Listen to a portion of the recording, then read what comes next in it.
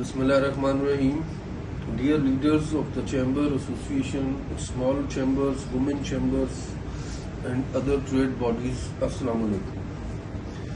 आज जो expected monetary policy थी स्टेट बैंक की तरफ से, उसमें खातिर ख्वा उसमें हम कमी देख रहे थे, जबकि सिर्फ 1% कमी हुई है, जो कि मैं समझता हूँ कि इन्फ्लेशन को देखते हुए 5.5% इन्फ्लेशन है 7.5% से, तो जो भी हो इससे थोड़ा 2%, 3%, 2.5% हायर साइड पे मॉनेटरी पॉलिसी हर दुनिया की, हर मुल्क की होती है। तो ये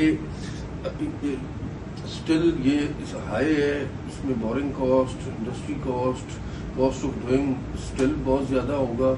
जो हमारे टारगेट्स हैं टू एक्सपोर्ट के जी इतनी एक्सपोर्ट करनी है और वो एक्सपोर्ट हम नहीं कर सकेंगे। गैस प्राइसेस भी बढ़ी हैं जिसका एक नेगेटिव इम्पैक्ट आएगा। मैं ये रिक्वेस्ट करता हूँ गवर्नमेंट को कि इसको रिकन्सिडर किया जाए और इसको सिंगल डिजिट में लाया जाए। Thank you.